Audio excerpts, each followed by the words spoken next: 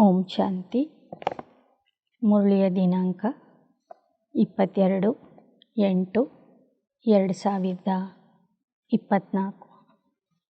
मीठे बच्चे, तुमने सारे कल्प में ऑल राउंड पार्ट बजाया। अब पार्ट पूरा हुआ, घर चलना है। ಮಧುರ ಮಕ್ಕಳೇ, ನೀವು ಇಡೀ ಕಲ್ಪದಲ್ಲಿ ಸರ್ವತೋಮುಖಿ ಪಾತ್ರ ಮಾಡಿದ್ದೀರಿ. ಈಗ ನಿಮ್ಮ ಪಾತ್ರ ಮುಗಿದಿದೆ, ಮನೆಗೆ ಹೋಗಬೇಕು. प्रश्न: तुम बच्चे अपने भाग्य की महिमा किन शब्दों में करते हो? ನೀವು ಮಕ್ಕಳು ನಿಮ್ಮ ಭಾಗ್ಯದ ಮಹಿಮೆಯನ್ನು ಯಾವ ಶಬ್ದಗಳಲ್ಲಿ ಮಾಡ್ತೀರಿ? उत्तर: हम है ब्राह्मण चोटी, हमें निराकार भगवान बैठ पढ़ाते हैं। दुनिया में मनुष्य को पढ़ाते, लेकिन हमें स्वयं भगवान पढ़ाते हैं, तो कितने भाग्यशाली हुए। ನಾವು ಬ್ರಾಹ್ಮಣರು, ಜುಟ್ಟಿಗೆ ಸಮಾನರು. ನಮಗೆ ನಿರಾಕಾರ ಪರಮಾತ್ಮ ಓದಿಸ್ತಾ ಇದ್ದಾನೆ. ಜಗತ್ತಿನಲ್ಲಿ ಮನುಷ್ಯರು ಮನುಷ್ಯರಿಗೆ ಓದಿಸ್ತಾರೆ, ನಮಗೆ ಸ್ವಯಂ ಪರಮಾತ್ಮ ಓದಿಸ್ತಾರೆ. ಅಂದ ಮೇಲೆ ನಾವು ಎಷ್ಟು ಭಾಗ್ಯಶಾಲಿಗಳು ಆಗಿದ್ದೇವೆ. प्रश्न: इस ड्रामा में सबसे बड़ा पोजीशन किसका है? ಈ ನಾಟಕದಲ್ಲಿ ಎಲ್ಲಕ್ಕಿಂತಲೂ ದೊಡ್ಡ ಸ್ಥಾನ ಯಾವುದಾಗಿದೆ? ಈ ನಾಟಕದಲ್ಲಿ ಯಾರ ಸ್ಥಾನಮಾನ ಎಲ್ಲರಕ್ಕಿಂತಲೂ ದೊಡ್ಡದಾಗಿದೆ? उत्तर: निराकार बाप का। वह तुम सब आत्माओं का बाप है। सब आत्माएं ड्रामा के सूत्र में बांधी हुई है। सबसे बड़ा पोजीशन बाप का है। ನಿರಾಕಾರ ತಂದೆಯ ಸ್ಥಾನಮಾನ ಎಲ್ಲರಕ್ಕಿಂತಲೂ ದೊಡ್ಡದಾಗಿದೆ. ನೀವೆಲ್ಲ ಆತ್ಮರು ನಾಟಕದ ಸೂತ್ರದಲ್ಲಿ ಬಂಧಿತರಾಗಿದ್ದೀರಿ. ಪರಮಾತ್ಮ ನಾಟಕದ ಬಂಧನಕ್ಕೆ ಒಳಗಾಗಿಲ್ಲ, ಜನ್ಮ ಮರಣದ ಬಂಧನಕ್ಕೆ ಒಳಗಾಗಿಲ್ಲ. ಆ ಕಾರಣದಿಂದ ಅವನ ಸ್ಥಾನಮಾನ ಬಹಳ ದೊಡ್ಡದಾಗಿದೆ. ಓಂ ಶಾಂತಿ. रूहानी बाप रूहानी बच्चों से पूछते हैं, मीठे बच्चों, अपना घर शांति धाम याद है? भूल तो नहीं गए हो? अब 84 का चक्र पूरा हुआ। कैसे पूरा हुआ यह भी तुम समझ गए हो। सतयुग से लेकर कलयुग अंत्य तक ऐसे और कोई भी पूछ न सके. ಆತ್ಮಿಕ ತಂದೆ ಆತ್ಮಿಕ ಮಕ್ಕಳಿಗೆ ಕೇಳ್ತಾರೆ, ಮಕ್ಕಳೇ, ನಿಮ್ಮ ಮನೆಯಾದಂತಹ ಶಾಂತಿಧಾಮದ ನೆನಪಿದೆಯೇ?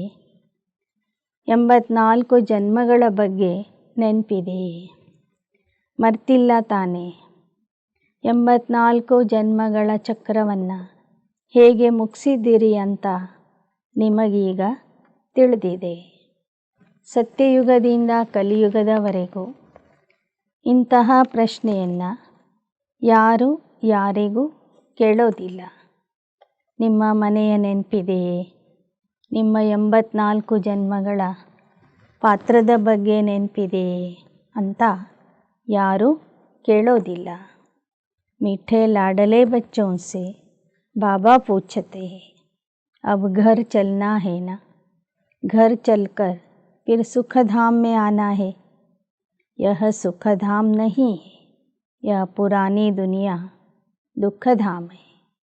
वह शांति धाम फिर सुखधाम है। अब इस दुख से मुक्त हो जाना है मुक्ति धाम। मुक्तिधाम अथवा शांतिधाम जैसे कि सामने खड़े हैं वह है घर। ಈಗ ತಂದೆ ಕೇಳ್ತಾರೆ, ಮಕ್ಕಳೇ ಈಗ ಮನೆಗೆ ಹೋಗಬೇಕು ತಾನೇ, ಮನೆಗೆ ಹೋಗಿ ನಂತರ ಸುಖಧಾಮಕ್ಕೆ ಬರೋರಿದ್ದೀರಿ. ಇದು ಹಳೆ ಜಗತ್ತು ದುಃಖಧಾಮ ಆಗಿದೆ, ಅದು ಹೊಸ ಜಗತ್ತು ಸುಖಧಾಮ ಆಗಿರ್ತದೆ. ಈಗ ನಾವು ಈ ದುಃಖಧಾಮದಿಂದ ಮುಕ್ತ ಆಗಿ ಮುಕ್ತಿಧಾಮ ಅಥವಾ ಶಾಂತಿಧಾಮಕ್ಕೆ ಪರಮಧಾಮಕ್ಕೆ ಹೋಗೋರಿದ್ದೇವೆ. ಅದು ನಮ್ಮ ಮನೆಯಾಗಿದೆ. ಆದ್ದರಿಂದ ಆಗಾಗ ನಮಗೆ ಆ ಮನೆಯ ನೆನಪು ಬರ್ತಾ ಇರಬೇಕು, ಎದುರಿಗೆ ಆ ಮನೆ ಕಾಣ್ತಾ ಇರಬೇಕು. फिर तुम नए विश्व में आएंगे जहाँ पवित्रता सुख शांति होगी।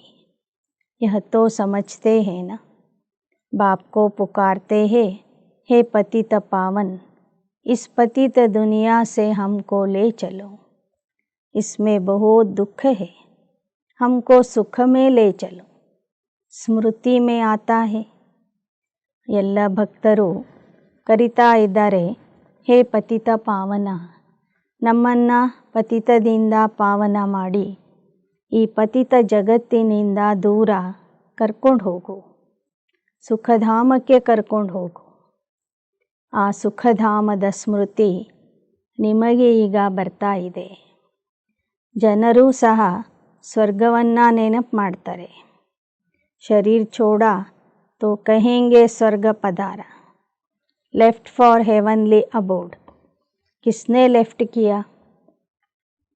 ಲೌಕಿಕದಲ್ಲಿ ಜನನು ಯಾರಾದರೂ ದೇಹ ಬಿಟ್ಟಾಗ ಹೇಳ್ತಾರೆ ಸ್ವರ್ಗಕ್ಕೆ ಹೋದರು ಅಂತ. ಯಾರು ಹೋದರು? ಯಾರು ದೇಹ ಬಿಟ್ಟರು? ಆತ್ಮನೇ ಶರೀರ್ ಛೋಡ. ಶರೀರ್ ತೋ ನಹಿ ಜಾತಾ, ಆತ್ಮ ಹಿ ಜಾತಿ.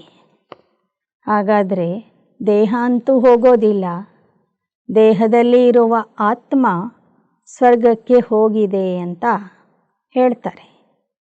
ಅಭಿ ತುಮ್ ಬಚ್ಚೆ ಶಾಂತಿಧಾಮ್ ಸುಖಧಾಮ್ ಕೋ ಜಾನ್ತೆ ಹೋ और कोई जानता नहीं.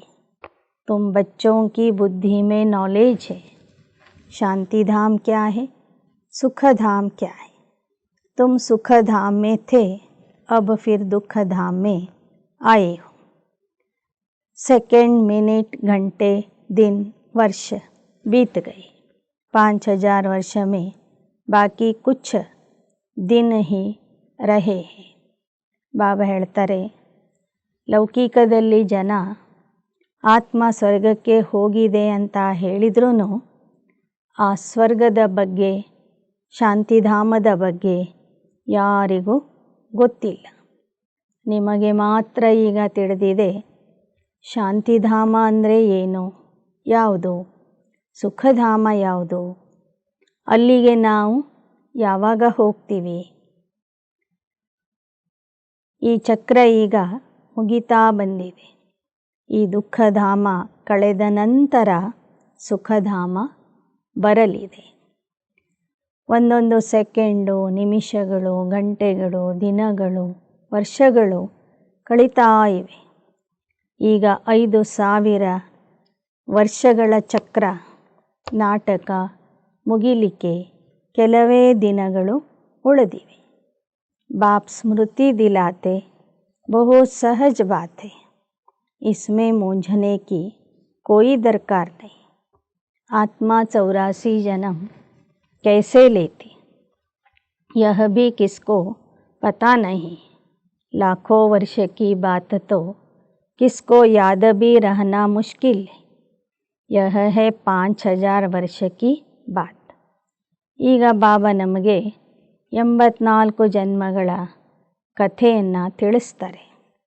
ಇದರಲ್ಲಿ ನೀವು ಸಂಶಯ ಪಡಬಾರದು. 84 ಜನ್ಮಗಳ ಕಥೆ ಯಾರಿಗೂ ಗೊತ್ತಿಲ್ಲ.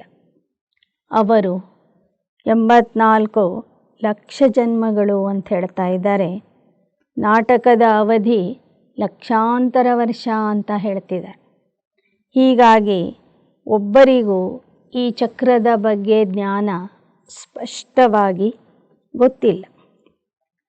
ಆದರೆ ಬಾಬಾ ತಿಳಿಸ್ತಾರೆ, ಇದು ಕೇವಲ 5000 ವರ್ಷಗಳ ನಾಟಕ ಆಗಿದೆ. ವ್ಯಾಪಾರಿ ಲೋಗ್ शास्त्री का चौपड़े पर निकालते, उसको गणेश कह दे, गणेश को हाथी की सूंड दिखाते. मनुष्य पैसा खर्चा करते हैं, चित्र आदि बनाते, इसको कहा जाता ವೇಸ್ಟ್ ಆಫ್ ಟೈಮ್. ಬಾಬಾ ಹೇಳ್ತಾರೆ, ವ್ಯಾಪಾರಸ್ಥರು ಸ್ವಾಸ್ತಿಕ ಚಿಹ್ನೆಯನ್ನು ಬರೀತಾರೆ. ಅದು ಸೃಷ್ಟಿ ಚಕ್ರದ ಪ್ರತೀಕ ಆಗಿದೆ. ಆದರೆ ಅವರು ಸ್ವಾಸ್ತಿಕ ಚಿಹ್ನೆ ಅಂದರೆ ಗಣಪತಿಯ ಪ್ರತೀಕ ಅಂತ ಹೇಳ್ತಾರೆ.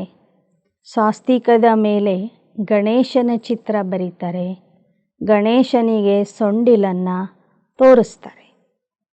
ಮತ್ತು ಗಣಪತಿಯ ಹಬ್ಬದಲ್ಲಿ ಅನೇಕ ಗಣಪತಿಯ ಮೂರ್ತಿಗಳನ್ನು ಇಟ್ಟು ಹಬ್ಬದ ಆಚರಣೆ ಮಾಡಿ ಬಹಳಷ್ಟು ಹಣವನ್ನು ಖರ್ಚು ಮಾಡ್ತಾರೆ. ಬಾಬಾ ಹೇಳ್ತಾರೆ, ಅದಾಗಿದೆ ಸಮಯದ ವ್ಯರ್ಥತೆ, ಹಣದ ವ್ಯರ್ಥತೆ. ತುಮಾರೆ ಮೇ ಕಿತನಿ ತಾಕತ್ ಥಿ ವಹ ದಿನ್ ಪ್ರತಿದಿನ್ ಕಮ್ ಹೋತಿ ಗಯಿ. ನಿಮ್ಮಲ್ಲಿ ನೋಡಿದರೆ ಎಷ್ಟೊಂದು ಶಕ್ತಿ ಇತ್ತು, ದಿನೇ ದಿನೇ ಆ ಶಕ್ತಿ ಕಡಿಮೆ ಆಗ್ತಾ ಬಂದಿದೆ.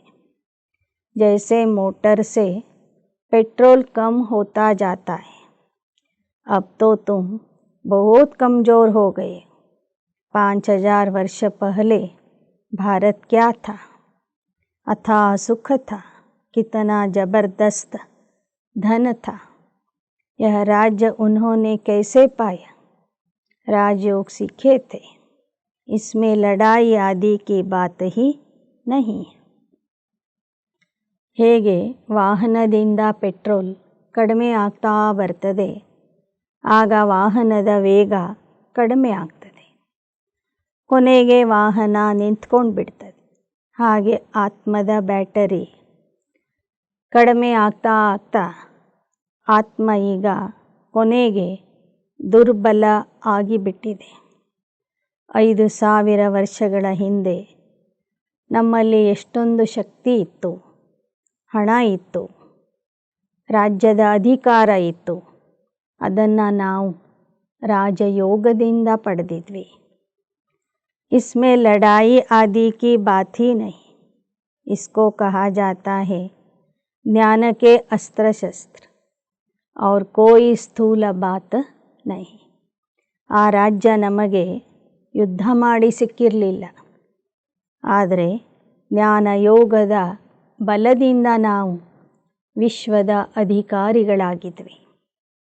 ವಿಶ್ವದ ಅಧಿಕಾರಿ ಆಗಲಿಕ್ಕೆ ಪರಮಾತ್ಮ ನಮಗೆ ಜ್ಞಾನದ ಅಸ್ತ್ರಶಸ್ತ್ರಗಳನ್ನು ಕೊಡ್ತಾರೆ.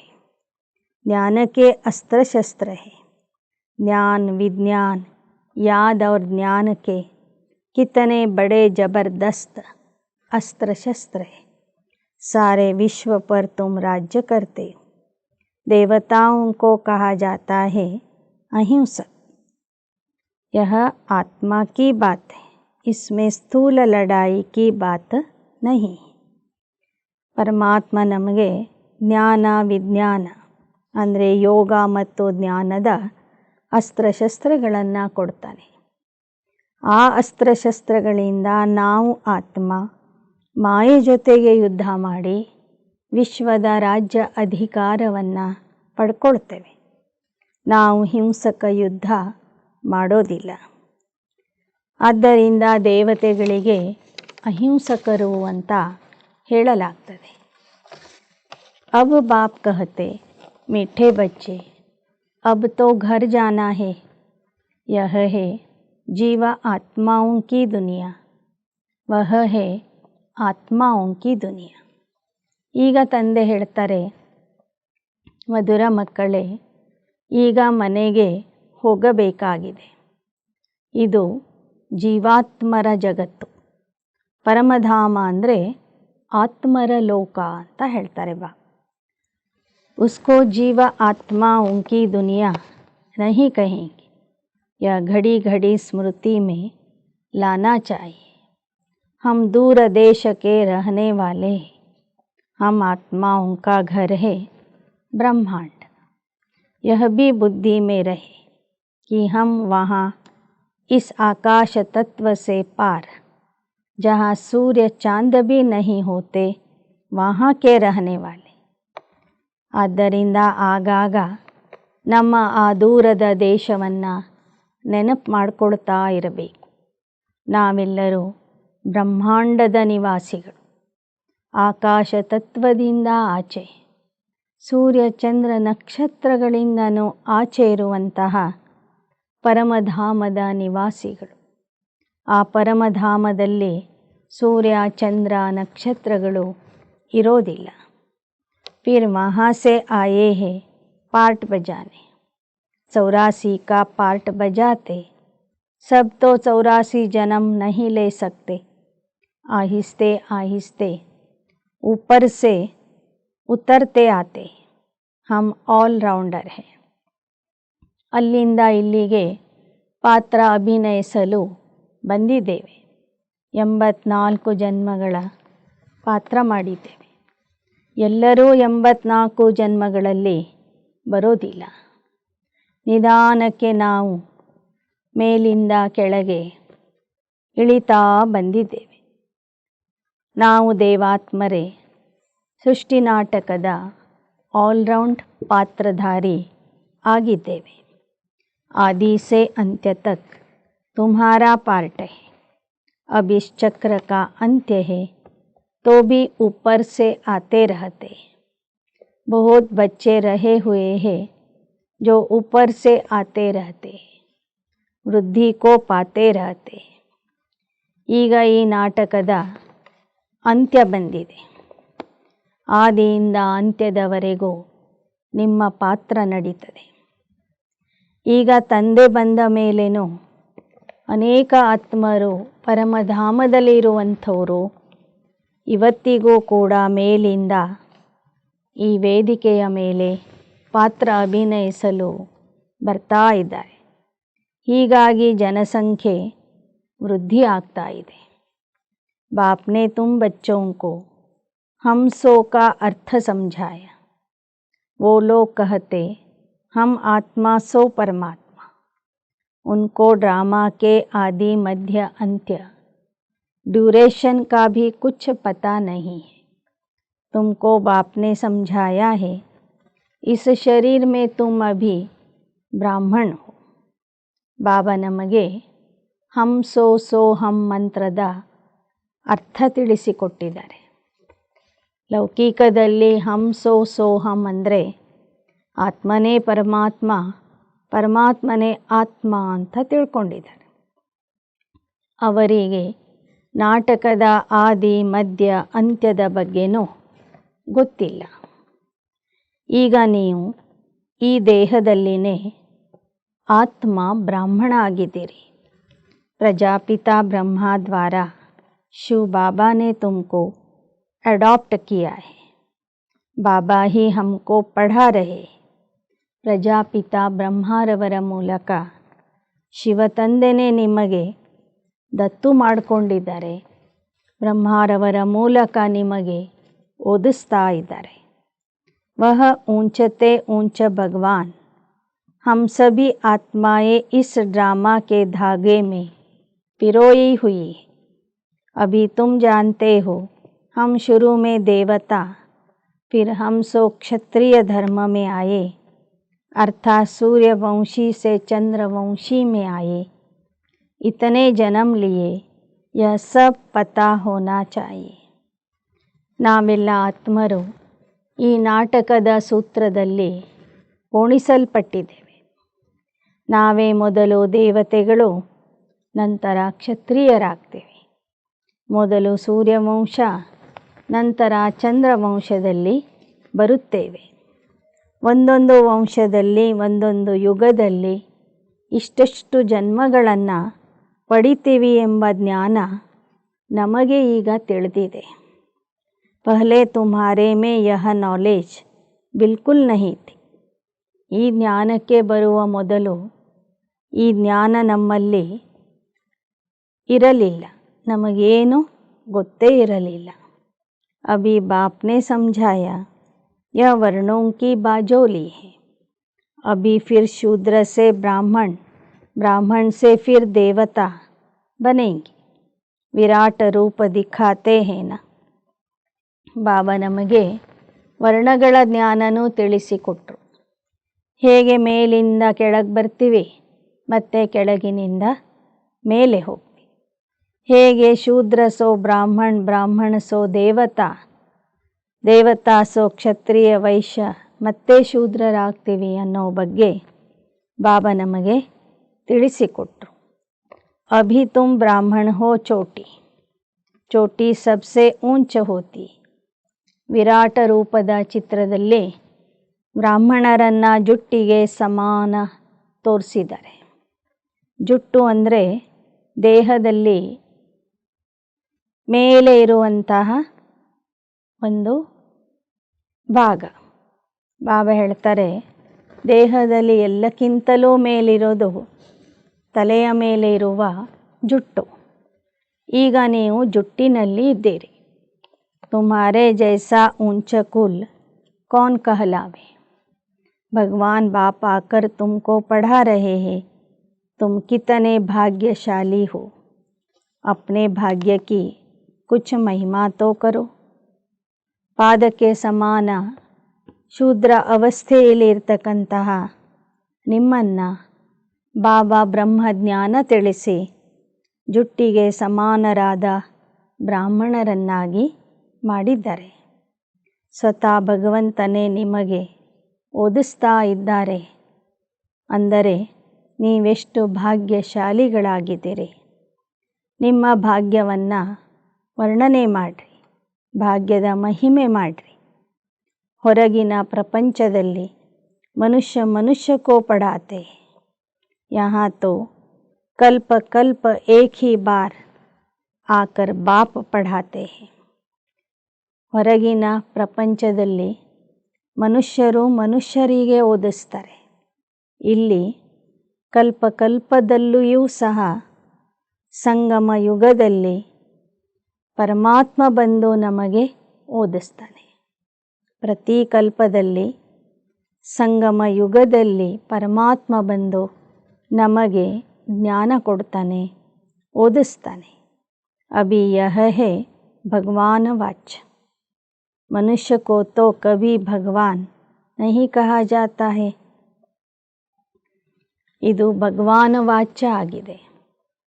ದೇಹಧಾರಿ ಮನುಷ್ಯರಿಗೆ ಭಗವಂತ ಪರಮಾತ್ಮ ಅಂತ ಹೇಳೋದಿಲ್ಲ. ವಹ ಹೈ ನಿರಾಕಾರ, ಯಹಾ ಆಕರ್ ತುಮ್ ಬಚ್ಚೋं को ಪಢಾತೆ. ಅವನು ನಿರಾಕಾರ ಆಗಿದ್ದಾನೆ, ಆದರೂ ಸಹ ಸಾಕಾರದಲ್ಲಿ ಬಂದು ಮಕ್ಕಳಿಗೆ ಓದಿಸ್ತಾನೆ. पढ़ाई न सूक्ष्म वतन में न मूल वतन में पढ़नी होती है, पढ़ाई होती है यहाँ. इसमें मूंझने की कोई बात नहीं है. ಸೂಕ್ಷ್ಮವತನದಲ್ಲಾಗಲಿ ಮೂಲವತನದಲ್ಲಾಗಲಿ ಓದಿಸ್ಲಿಕ್ಕೆ ಬರೋದಿಲ್ಲ. ಓದಿಸ್ಬೇಕಂದ್ರೆ ಆ ಪರಮಾತ್ಮನೂ ಸಹ ಸಾಕಾರ ಲೋಕಕ್ಕೆ ಬಂದು ನಮಗೆ ಓದಿಸ್ತಾ ಇದ್ದಾನೆ.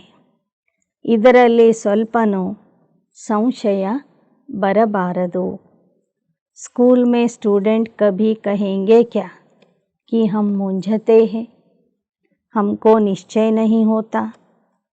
पढ़ाई को पढ़कर अपना स्टेटस लेते.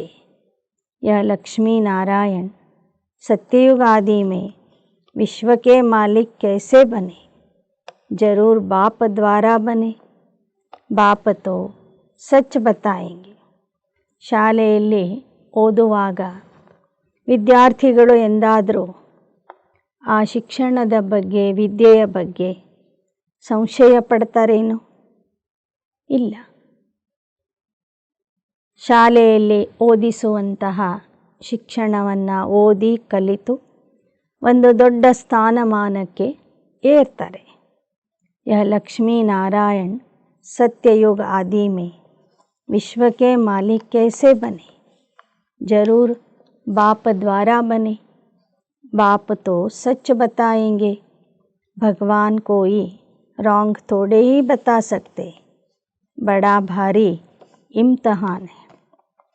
ಹಾಗೆ ಇಲ್ಲಿಯೂ ಸಹ ಯಾರು ನಿಶ್ಚಯ ಬುದ್ಧಿಯಿಂದ ಅಭ್ಯಾಸ ಮಾಡ್ತಾರೆ ಅವರು ಸತ್ಯಯುಗದ ಶ್ರೀಲಕ್ಷ್ಮಿ ಶ್ರೀನಾರಾಯಣ ಅಂದರೆ ವಿಶ್ವದ ಮಾಲೀಕರಾಗ್ತಾರೆ.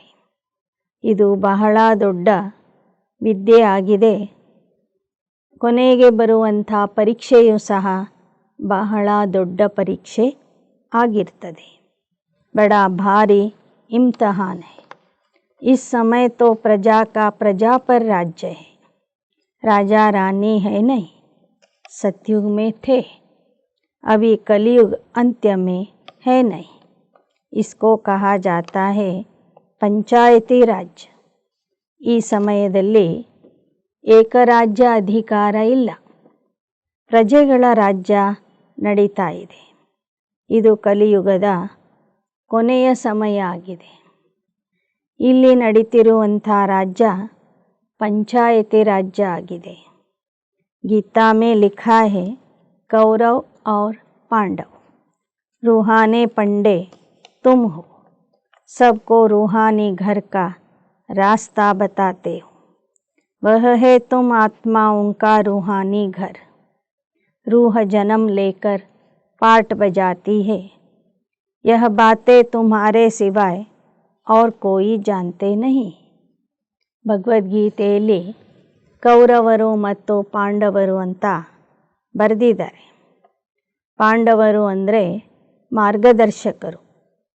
ನೀವು ಮಕ್ಕಳು ಈಗ ಎಲ್ಲರಿಗೂ ಎಲ್ಲ ಆತ್ಮರಿಗೂ ಮನೆಗೆ ಹೋಗುವ ಮಾರ್ಗ ತೋರಿಸ್ತಾ ಇದ್ದೀರಿ. ಈ ಮಾತುಗಳು ನಿಮ್ಮ ವಿನಃ ಬೇರೆ ಯಾರಿಗೂ ಗೊತ್ತಿಲ್ಲ. ऋषि मुनि भी न रचता को न रचना के आदि मध्य अंत्य को जानते। लाखों वर्ष कह देते परंतु उनका भी कोई पूरा हिसाब किताब नहीं। ಈ ಮಾತುಗಳನ್ನು ಅಥವಾ ಸೃಷ್ಟಿಯ ಆದಿ ಮಧ್ಯ ಅಂತ್ಯದ ಜ್ಞಾನವನ್ನು, ರಚಯಿತ ಮತ್ತು ರಚನೆಯ ಜ್ಞಾನವನ್ನು ಮಕ್ಕಳ ವಿನಃ ಯಾರೂ ತಿಳ್ಕೊಂಡಿಲ್ಲ. ಋಷಿ ಮುನಿಗಳು ಸಹ ಇದರ ಬಗ್ಗೆ ನೇತಿ ನೇತಿ ಅಂತ ಹೇಳ್ತಾ ಬಂದರು. ಒಂದೊಂದು ಯುಗದ ಅವಧಿಯನ್ನು ಲಕ್ಷಾಂತರ ವರ್ಷ ಅಂತ ಹೇಳಿದರು. ಅದರ ಸಂಪೂರ್ಣ ಲೆಕ್ಕನೂ ಸಹ ಅವರು ತಿಳಿಸ್ತಾ ಇಲ್ಲ. ಆದರೆ ಬಾಬಾ ಹೇಳ್ತಾರೆ ಇಡೀ ನಾಟಕದ ಅವಧಿನೇ 5000 ವರ್ಷಗಳು. ಅದರಲ್ಲಿ ಅರ್ಧ ಸುಖಧಾಮ, ಅರ್ಧ ಭಾಗ ದುಃಖಧಾಮ ಆಗಿರ್ತದೆ. ಬಾಪ ಕಿತನಾ ऊंचते ऊंचे है परंतु कितना साधारण है। कोई बड़े आदमी ऑफिसर्स आदि से मिलते हैं तो उनको कितना रिगार्ड देते। पतित दुनिया में पतित मनुष्य ही पतितों का दीदार करते। पावन तो है गुप्त ಪರಮಾತ್ಮ ಎಷ್ಟು ಉನ್ನತ ಆಗಿದ್ದಾನೆ, ಸರ್ವಶ್ರೇಷ್ಠ ಶಕ್ತಿ ಆಗಿದ್ದಾನೆ. ಆದರೆ ಅವನು ಬರುವುದು ಎಷ್ಟು ಸಾಧಾರಣ ರೂಪದಲ್ಲಿ, ಕಣ್ಣಿಗೂ ಕಾಣೋದಿಲ್ಲ. ಈ ಜಗತ್ತಿನಲ್ಲಿ ದೊಡ್ಡ ದೊಡ್ಡ ವ್ಯಕ್ತಿಗಳಿಗೆ ಎಷ್ಟೊಂದು ಗೌರವ ಕೊಡ್ತಾರೆ. ಪತಿತ ಜನ ಪತಿತರಿಗೆ ಗೌರವ ಕೊಡ್ತಾ ಇದ್ದಾರೆ, ಪತಿತರ ದರ್ಶನ ಮಾಡ್ತಾ ಇದ್ದಾರೆ. ಪವಿತ್ರತೆಯ ಸಾಗರ ಆಗಿರುವಂಥ ಶ್ರೇಷ್ಠಾತಿ ಶ್ರೇಷ್ಠ ಪರಮಾತ್ಮ ಗುಪ್ತವಾಗಿ ಬಂದಿದ್ದಾನೆ.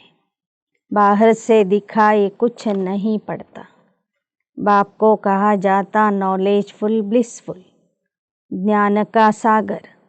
हर एक मनुष्य के पोजीशन की महिमा अलग अलग है। सब बातों में बाप फुल है। ಬಾಬಾ ಹೇಳ್ತಾರೆ ಶಿವ ಬಾಬಾ ಹೊರಗಿನಿಂದ ಕಾಣಿಸೋದಿಲ್ಲ, ಆದರೆ ಜ್ಞಾನದ ಸಾಗರ, ಆನಂದದ ಸಾಗರ ಎಲ್ಲ ಗುಣಗಳಲ್ಲಿ ಸಂಪೂರ್ಣ ಸಾಗರ ಆಗಿದ್ದಾರೆ. ಹೇಗೆ ಪ್ರಪಂಚದಲ್ಲಿ ಪ್ರತಿಯೊಬ್ಬರ ಮಹಿಮೆ ಬೇರೆ ಬೇರೆ ಇರ್ತದೆ, ಪ್ರತಿಯೊಬ್ಬರ ಸ್ಥಾನಮಾನನೂ ಬೇರೆ ಬೇರೆ ಇರ್ತದೆ. वजीर को वजीर, प्राइम मिनिस्टर को प्राइम मिनिस्टर कहेंगे. यह फिर है ऊंचते ऊंच भगवान.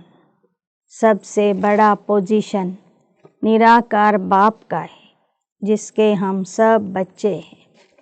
ಮಂತ್ರಿಗಳಿಗೆ ಮಂತ್ರಿಗಳು ಅಂತ ಹೇಳಲಾಗ್ತದೆ, ಪ್ರಧಾನಮಂತ್ರಿಗೆ ಪ್ರಧಾನಮಂತ್ರಿ ಅಂತ ಹೇಳಲಾಗ್ತದೆ. ಆದರೆ ಎಲ್ಲರಕ್ಕಿಂತ ದೊಡ್ಡ ಸ್ಥಾನಮಾನ ಇರುವುದು ಪರಮಾತ್ಮಂದು. ಅವನೇ ನಿರಾಕಾರ ತಂದೆ, ನಾವೆಲ್ಲ ಅವನ ಮಕ್ಕಳಾಗಿದ್ದೇವೆ. वहाँ हम सब बाप के साथ परम धाम में रहते, वह है घर. यहाँ सबको अपना अपना पार्ट मिला हुआ है. कोई एक जन्म का भी पार्ट बजाकर वापस चले जाते हैं. ನಾವೆಲ್ಲರೂ ಆ ತಂದೆಯ ಜೊತೆಗೆ ಪರಮಧಾಮದಲ್ಲಿ ಇರ್ತೇವೆ. ಅದು ನಮ್ಮೆಲ್ಲರ ಮನೆ ಆಗಿದೆ. ಅಲ್ಲಿಂದ ಇಲ್ಲಿಗೆ ಬಂದು ನಮ್ಮದೇ ಆದಂಥ ಪಾತ್ರವನ್ನು ನಾವು ಮಾಡಬೇಕಾಗ್ತದೆ. ಎಲ್ಲರಿಗೂ ಬೇರೆ ಬೇರೆ ರೀತಿಯ ಪಾತ್ರ ಸಿಕ್ಕಿದೆ. ಕೆಲವರಿಗೆ ಕೊನೆಗೆ 1-2 ಜನ್ಮಗಳ ಪಾತ್ರನೂ ಸಿಕ್ಕಿದೆ. बाकी शरीर एक न मिले दूसरे से. यह मनुष्य सृष्टि का वैरायटी झाड़ है. कोई एक जन्म का पार्ट बजाकर वापस चले जाते हैं. एक का पार्ट न मिले दूसरे से. आत्मा तो एक जैसी है, बाकी शरीर एक न मिले दूसरे से. ಬಾಬಾ ಹೇಳ್ತಾರೆ, ಈ ಸೃಷ್ಟಿ ನಾಟಕದಲ್ಲಿ ನಾವೆಲ್ಲರೂ ಭಿನ್ನ ಭಿನ್ನ ಪಾತ್ರಧಾರಿಗಳಾಗಿದೆ. ಒಬ್ಬರ ಪಾತ್ರ ಇದ್ದಂತೆ ಇನ್ನೊಬ್ಬರ ಪಾತ್ರ ಇಲ್ಲ. ಒಳಗಿರುವ ಆತ್ಮ ಏನೋ ಒಂದೇ ಥರ ಇದೆ, ಆದರೆ ದೇಹಗಳು ಬೇರೆ ಬೇರೆ ಇದ್ದಾವೆ. ಮಾಡುವ ಪಾತ್ರನೂ ಭಿನ್ನ ಭಿನ್ನವಾಗಿದೆ. ನಾಟಕ भी दिखाते हैं ना, जिसमें एक जैसी 2 शक्ल बनाते, जिसमें मूंझ जाते हैं कि पता नहीं हमारा पति यह है या यह तो बेहद का खेल है. इसमें एक न मिले दूसरे से. हर एक के फीचर्स अलग अलग है. ಕೆಲವೊಮ್ಮೆ ನಾಟಕ ಅಥವಾ ಸಿನಿಮಾದಲ್ಲಿ ಡಬಲ್ ರೋಲ್ ತೋರಿಸ್ತಾರೆ. ಒಬ್ಬರು ಇದ್ದಂಗೆ ಮತ್ತೊಬ್ಬರು ಇರ್ತಾರೆ. ನೋಡೋರಿಗೆ ಕನ್ಫ್ಯೂಸ್ ಆಗ್ತದೆ. ಹೆಂಡತಿ ಆದವಳು ಇಬ್ಬರನ್ನ ನೋಡಿ ಯಾರು ತನ್ನ ಗಂಡ ಅಂತ ಗುರ್ತಿಸ್ಲಿಕ್ಕೆ ಆಗೋದಿಲ್ಲ. ಈ ಥರದ ಆಟಗಳನ್ನು ತೋರಿಸ್ತಾರೆ. ಆದರೆ ಈ ಸೃಷ್ಟಿ ನಾಟಕದಲ್ಲಿ ಒಬ್ಬರು ಇದ್ದಂತೆ ಮತ್ತೊಬ್ಬರು ಇಲ್ಲ. आयु भल एक जैसी हो परंतु फीचर्स एक जैसे हो न सके. हर जन्म में फीचर्स बदलते जाते. ಕೆಲವರ ಆಯುಷ್ಯ ಒಬ್ಬರದೆಷ್ಟಿರುತ್ತೆ ಅಷ್ಟೇ ಆಯುಷ್ಯ ಇನ್ನೊಬ್ಬರದು ಇರಬಹುದು. ಆದರೆ ಮಾಡುವ ಪಾತ್ರ ಭಿನ್ನ ಆಗಿರ್ತದೆ. ಲಕ್ಷಣಗಳು ಬೇರೆ ಬೇರೆ ಇರ್ತವೆ. ಪ್ರತಿಯೊಂದು ಜನ್ಮದಲ್ಲಿ ನಮ್ಮ ಲಕ್ಷಣಗಳು, ಮುಖಚರ್ಯೆ ಪ್ರತಿಯೊಂದೂ ಸಹ ಬದಲಾಗ್ತದೆ. कितना बड़ा बेहद का नाटक है. सारे सृष्टि के आदि मध्य अंत्य का ज्ञान तुम्हारी बुद्धि में. हर एक का ड्रामा में जो पार्ट है वही बजाएंगे. ड्रामा में कोई ರೀಪ್ಲೇಸ್ हो नहीं सकता. ಬಾಬಾ ಹೇಳ್ತಾರೆ, ಈ ಸೃಷ್ಟಿ ನಾಟಕದ ಸಂಪೂರ್ಣ ಜ್ಞಾನ ನಿಮ್ಮಲ್ಲಿ ಇದೆ. ಯಾರಿಗೆ ಯಾವ ಪಾತ್ರ ಸಿಕ್ಕಿದೆಯೋ ಅವರು ಆ ಪಾತ್ರವನ್ನು ಮಾಡ್ತಾ ಇದ್ದಾರೆ. ಈ ನಾಟಕದಲ್ಲಿ ಒಬ್ಬರ ಪಾತ್ರವನ್ನು ಇನ್ನೊಬ್ಬರಿಗೆ ಕೊಡಲಿಕ್ಕೆ ಆಗೋದಿಲ್ಲ, ರೀಪ್ಲೇಸ್ ಆಗೋದಿಲ್ಲ ಅಂತ ಹೇಳ್ತಾರೆ ಬಾಬಾ. सबके फीचर्स अलग अलग है. यह नॉलेज सारी बुद्धि से समझने की, कोई किताब आदि है नहीं। गीता का भगवान क्या गीता हाथ में ले आता है? वह तो ज्ञान का सागर है, पुस्तक थोड़े ही ले आया. ಬಾಬಾ ಹೇಳ್ತಾರೆ, ಪರಮಾತ್ಮ ಗೀತಾ ಜ್ಞಾನದಾತ. ಅವನು ಗೀತಾ ಜ್ಞಾನ ಕೊಡೋದಕ್ಕಾಗಿ ಯಾವ ಪುಸ್ತಕ ಹಿಡ್ಕೊಂಡು ಬರೋದಿಲ್ಲ. ಅವನು ತನ್ನಲ್ಲಿ ಇರುವ ಜ್ಞಾನವನ್ನು ಮಕ್ಕಳಿಗೆ ತಿಳಿಸ್ತಾ ಹೋಗ್ತಾನೆ. ನೀವು ಮಕ್ಕಳು ಸಹ ಅದನ್ನು ಬುದ್ಧಿಯ ಮೂಲಕ ಅರ್ಥ ಮಾಡ್ಕೋಬೇಕು, ಬುದ್ಧಿಯಲ್ಲಿ धारणे ಮಾಡ್ಕೋಬೇಕು. पुस्तक तो भक्ति मार्ग में बनते, यह सब ड्रामा में नोंद है. एक सेकंड न मिले दूसरे से. ಇಲ್ಲಿ ಈಶ್ವರೀಯ ಜ್ಞಾನದ ಪುಸ್ತಕಗಳು ಗ್ರಂಥಗಳೂ ಹೆಚ್ಚಿನ ಸಂಖ್ಯೆಯಲ್ಲಿ ಇಲ್ಲ. ಭಕ್ತಿ ಮಾರ್ಗದಲ್ಲಿ ಅಸಂಖ್ಯ ಪ್ರಮಾಣದಲ್ಲಿ ಪುಸ್ತಕಗಳು ಅದಾವೆ. ಇಲ್ಲಿ ಬುದ್ಧಿಯ ಮೂಲಕ ತಿಳ್ಕೊಳ್ಳುವಂತಹ ಜ್ಞಾನ ಇದಾಗಿದೆ. ಚಕ್ರ ಪೂರಾ ಹೋಕರ್ ಫಿರ್ ನಯೇ ಸಿರ್ ಸೆ ಶುರು ಹೋಗಾ. ಏಕ್ ಸೆಕೆಂಡ್ ನ ಮಿಲೆ ದೂಸರೆ ಸೆ. ಈ ಸೃಷ್ಟಿ ನಾಟಕದಲ್ಲಿ ಒಂದು ಸೆಕೆಂಡ್ ಇದ್ದ ಹಾಗೆ ಇನ್ನೊಂದು ಸೆಕೆಂಡ್ ಇರೋದಿಲ್ಲ. ಇದನ್ನು ನೀವು ತಿಳ್ಕೊಂಡಿದ್ದೀರಿ. मूल वतन से यहाँ आते हो पार्ट बजाने. स्टेज भी कितनी बड़ी है, इनका कोई माप नहीं हो सकता, कोई भी पहुँच नहीं सकते. सागर और आकाश का कोई अंत्य नहीं पा सकते, इसलिए बेअंत गाया जाता है. ಈ ನಾಟಕದಲ್ಲಿ ನಾವೆಲ್ಲರೂ ಮೂಲ ವತನದಿಂದ ಪಾತ್ರ ಅಭಿನಯಿಸಲು ಇಲ್ಲಿಗೆ ಬಂದಿದ್ದೇವೆ. ಈ ಸೃಷ್ಟಿ ಅನ್ನೋದು ಒಂದು ವೇದಿಕೆ ಆಗಿದೆ, ಸ್ಟೇಜ್ ಆಗಿದೆ. ಈ ವೇದಿಕೆಯ ಸೈಜ್ ಎಷ್ಟು ಅಂತ ಅಳತೆ ಮಾಡಲಿಕ್ಕಾಗೋದಿಲ್ಲ. ಭೂಮಿ ಆಗಲಿ, ಆಕಾಶ ಆಗಲಿ, ಸಾಗರ ಆಗಲಿ, ಎಷ್ಟು ಕಿಲೋಮೀಟರ್ ಇದೆ, ಎಷ್ಟು ಆಳ ಇದೆ ಅಂತ ಕಂಡುಹಿಡಿಲಿಕ್ಕೆ ಆಗೋದಿಲ್ಲ. ಆದ್ದರಿಂದ ಏನು ಹೇಳಿದರು? ಸಾಗರ ಆಕಾಶಕ್ಕೆ ಬೇಅಂತ ಅಂತ ಹೇಳಿದರು. ಇದಕ್ಕೆ ಆದಿ ಇಲ್ಲ, ಅಂತ್ಯ ಇಲ್ಲ ಅಂತ ಹೇಳಿದರು. कितनी कोशिश करते, साइंस भी अभी है, फिर कब शुरू होगी, जब उन्होंका पार्ट होगा. ಅದರಲ್ಲೂ ವಿಜ್ಞಾನಿಗಳು ಅಳತೆ ಮಾಡಲಿಕ್ಕೆ ಬಹಳ ಪ್ರಯತ್ನ ಮಾಡ್ತಾಯಿದ್ದಾರೆ. ಭೂಮಿ ಎಷ್ಟು ಕಿಲೋಮೀಟರ್ ಇದೆ, ಆಕಾಶ ಎಷ್ಟು ಕಿಲೋಮೀಟರ್ ಇದೆ, ಸಮುದ್ರದ ನೀರು ಎಷ್ಟು ಲೀಟರ್ ಇದೆ ಅಂತ ಹುಡುಕಲಿಕ್ಕೆ ಪ್ರಯತ್ನ ಮಾಡ್ತಾ ಇದ್ದಾರೆ. ವಿಜ್ಞಾನವೂ ಸಹ ಇತ್ತೀಚೆಗೆ ಬಂದಿದೆ. ಅವರ ಪಾತ್ರ ಇತ್ತೀಚೆಗೆ ಪ್ರಾರಂಭವಾಗಿದೆ. इतनी सब बातें शास्त्रों में थोड़े ही, सुनाने वाले के बदले सुनने वाले का नाम डाल दिया. यह काली आत्मा, वह गोरी आत्मा. काली आत्मा इनके द्वारा सुनकर गोरी बनी. नॉलेज से कितना ऊंचा पद मिलता है. ಶಾಸ್ತ್ರಗಳಲ್ಲಿ ಏನು ಮಾಡಿದ್ದಾರೆಂದರೆ, ಹೇಳುವಂತಹ ಪರಮಾತ್ಮನ ಹೆಸರಿನ ಬದಲಾಗಿ ಕೇಳುವಂತಹ ಕೃಷ್ಣನ ಹೆಸರನ್ನು ಭಗವದ್ಗೀತೆಯಲ್ಲಿ ಸೇರಿಸಿಬಿಟ್ಟಿದ್ದಾರೆ. ಹೇಳುವಂಥವನು ಸದಾ ಸುಂದರ ಆಗಿರುವಂಥ ಪರಮಾತ್ಮ. ಆ ಜ್ಞಾನ ಕೇಳುವಂಥವರು ಬ್ರಹ್ಮ ತಂದೆಯ ತಮೋಪ್ರಧಾನ ಆತ್ಮ, ಪತಿತ ಆತ್ಮ. ಈ ಆತ್ಮನೇ ಆ ಜ್ಞಾನ ಕೇಳಿ ಮುಂದೆ ಸುಂದರ ಆತ್ಮ ಆಗಿಬಿಡ್ತದೆ. ನಾಲೆಜ್ ಸೆ ಕಿತನಾ ಊಂಚ ಪದ ಮಿಲ್ತಾ ಹೈ.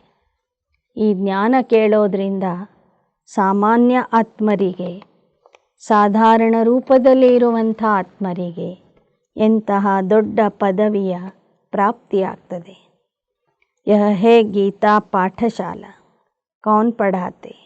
भगवान पढ़ाते, राजयोग सिखाते अमरपुरी के लिए.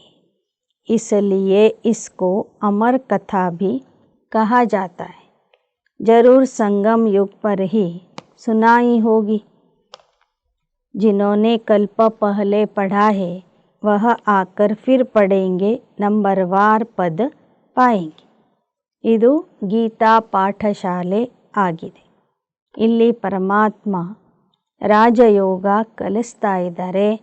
ಅಮರಪುರಿಗೆ ಹೋಗುವುದಕ್ಕಾಗಿ ಅಮರ ಕಥೆಯನ್ನು ಹೇಳ್ತಾ ಇದ್ದಾರೆ.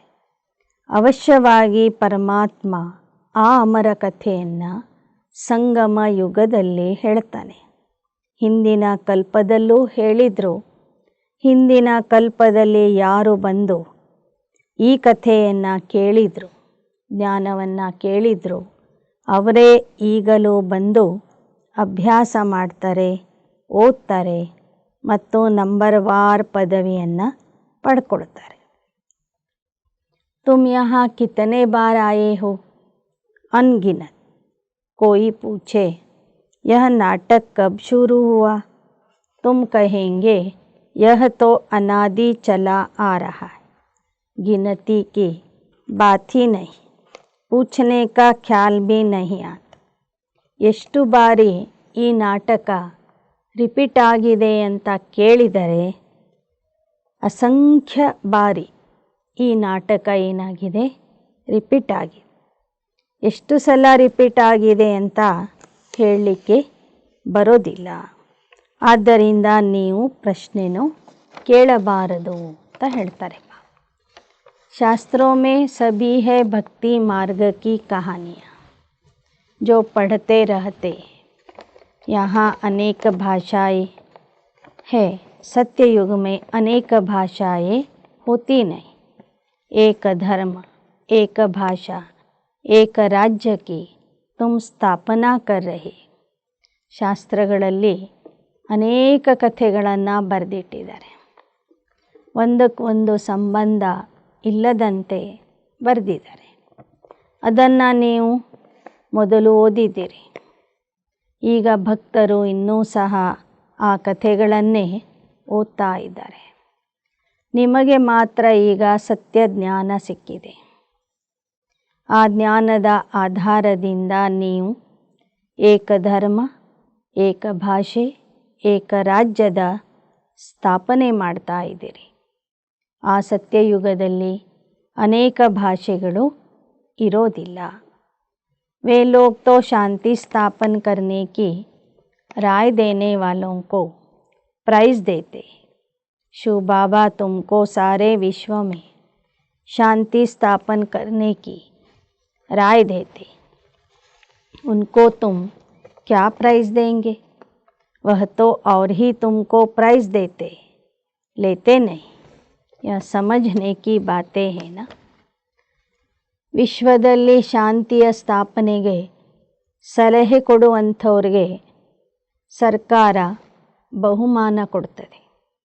ಇಲ್ಲಿ ಶಿವಬಾಬಾ ಇಡೀ ವಿಶ್ವದಲ್ಲಿ ಶಾಂತಿಯ ಸ್ಥಾಪನೆ ಮಾಡ್ತಾ ಇದ್ದಾರೆ. ಶಾಂತಿಯ ಸ್ಥಾಪನೆಗಾಗಿ ಸಲಹೆಯನ್ನು ಕೊಡ್ತಾ ಇದ್ದಾರೆ. ಅವರಿಗೆ ನೀವು ಯಾವ ಬಹುಮಾನ ಕೊಡ್ತೀರಿ? ಆ ತಂದೆ, ವಿಶ್ವಶಾಂತಿಯ ಸ್ಥಾಪಕನಾದಂಥ ತಂದೆ ಬಹುಮಾನ ಇಸ್ಕೊಳ್ಳೋದಿಲ್ಲ, ಆದರೆ ಬಹುಮಾನ ಮಕ್ಕಳಿಗೆ ಕೊಡ್ತಾನೆ. यह समझने की बातें. कल की बात है जबकि इन्हों का राज्य था. अभी तो रहने को जगह नहीं है.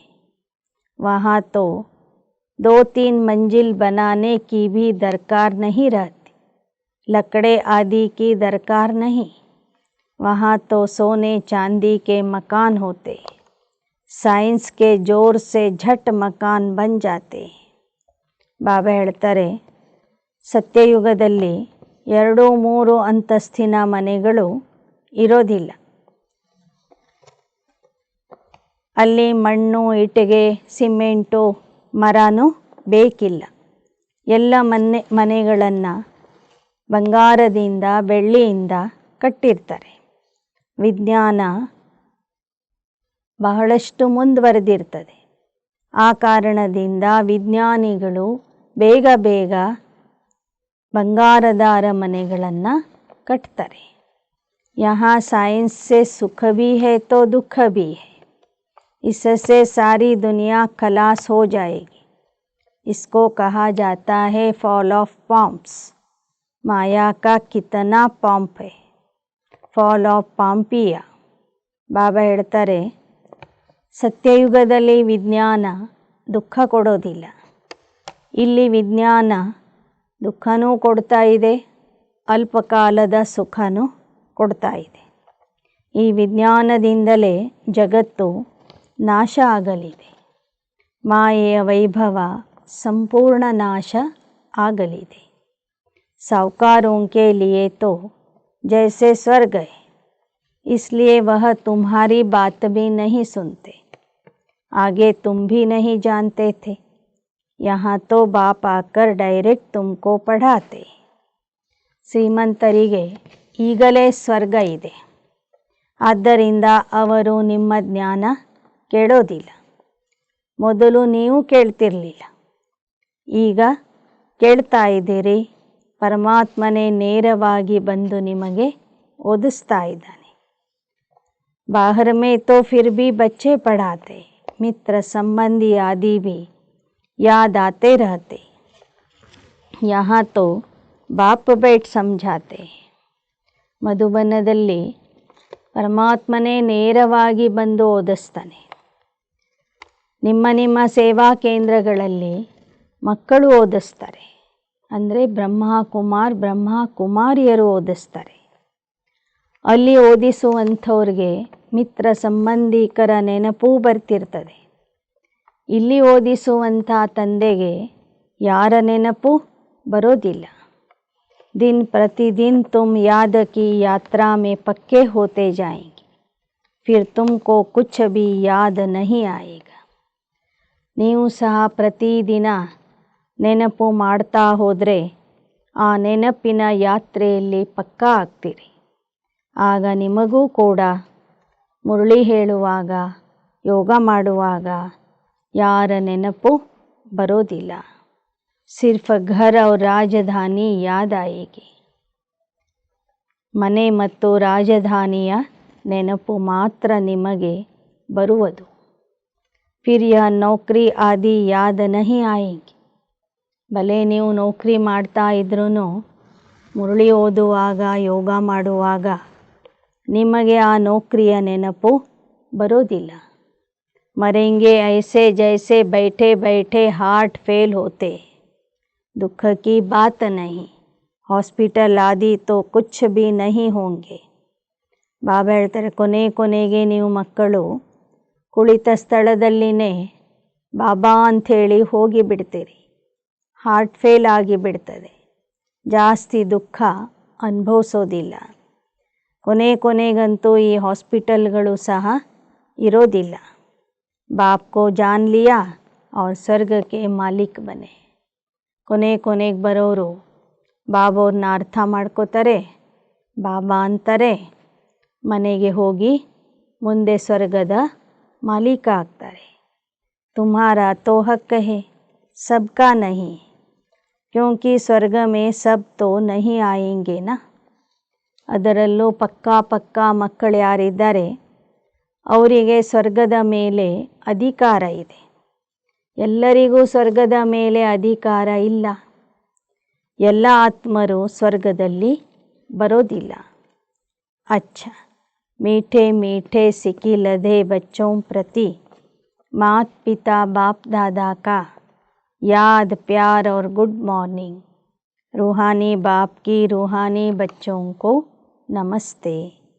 रूहानी बाप की रूहानी बच्चों की रूहानी बाप दादा को याद प्यार, गुड मॉर्निंग और नमस्ते नमस्ते नमस्ते. धारणा के लिए मुख्य सार. रूहानी पंडा बन सबको रूहानी घर का रास्ता बताना है. ಆತ್ಮಿಕ ಮಾರ್ಗದರ್ಶಕ ಆಗಿ ಸರ್ವರಿಗೂ ಆತ್ಮಗಳ ಮನೆಯ ಮಾರ್ಗ ತೋರಿಸಬೇಕು. ज्ञान और योग के अस्त्र शस्त्र से सारे विश्व पर राज्य करना है. ಜ್ಞಾನ ಯೋಗದ ಅಸ್ತ್ರಶಸ್ತ್ರಗಳಿಂದ ಇಡೀ ವಿಶ್ವದ ಮೇಲೆ ನೀವು ರಾಜ್ಯ ಆಳಬೇಕು. ಡಬಲ್ ಅಹಿಂಸಕ ಬನ್ನನಾ ಹೈ. ಡಬಲ್ ಅಹಿಂಸಕ ಆಗಬೇಕು. 2. 84 जन्मों का ऑलराउंड पार्ट बजाने वालों को अभी ऑलराउंडर बनना है. 84 ಜನ್ಮಗಳ ಸರ್ವತೋಮುಖಿ ಪಾತ್ರ ಮಾಡುವುದಾದರೆ ಈಗ ಸರ್ವತೋಮುಖಿ ಅಭ್ಯಾಸ ಮಾಡಬೇಕು. ಸಬ್ ಕಾಮ್ ಕರ್ನೆ. ಈಗ ಎಲ್ಲ ರೀತಿಯ ಸೇವೆ ಮಾಡಬೇಕು.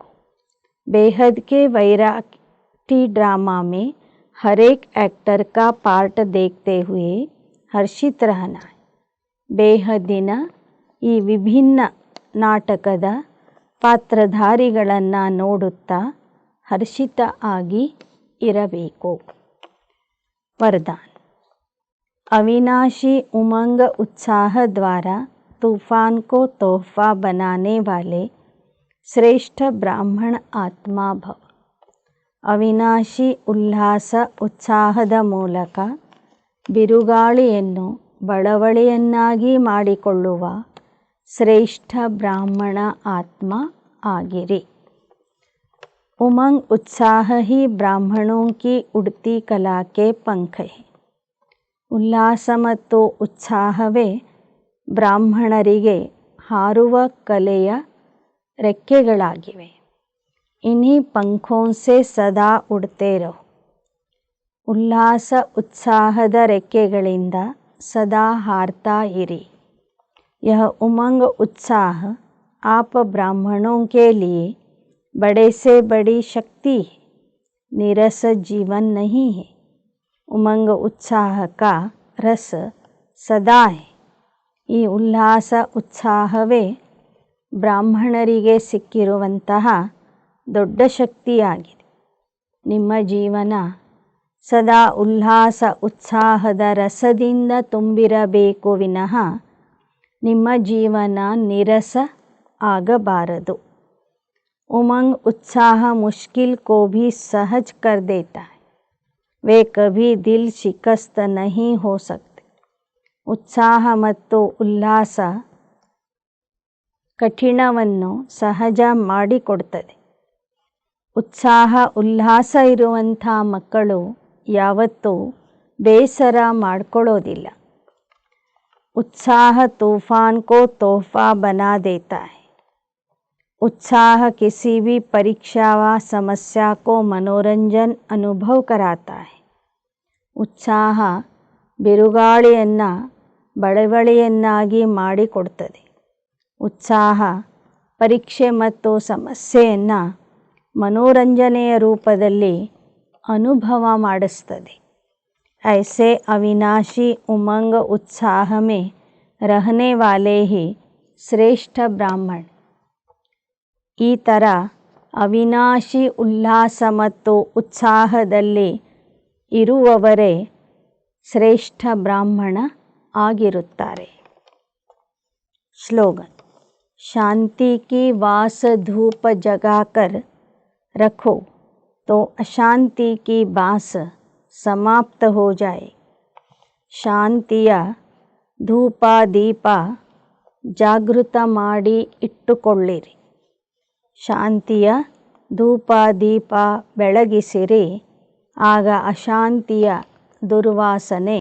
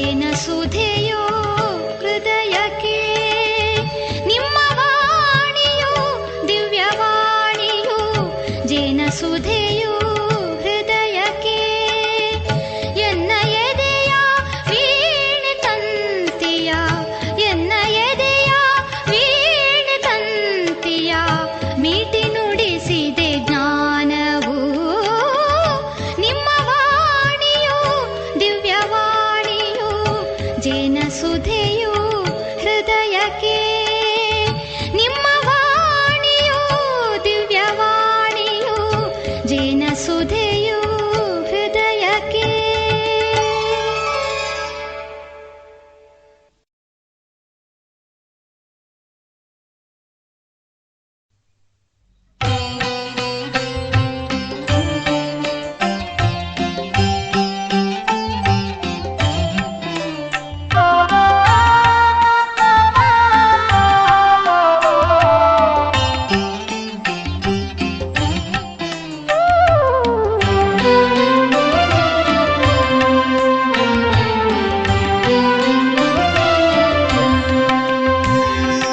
ಜಗವೆಲ್ಲ ದೂರಾಗಿ ಜೊತೆಯಾಗಿ ನೀನಿರಲು ಭಯವೇನು ಭಯವೇನು ಭಯವೇನು ತಂದೆ. ಜಗವೆಲ್ಲ ದೂರಾಗಿ ಜೊತೆಯಾಗಿ ನೀನಿರಲು ಭಯವೇ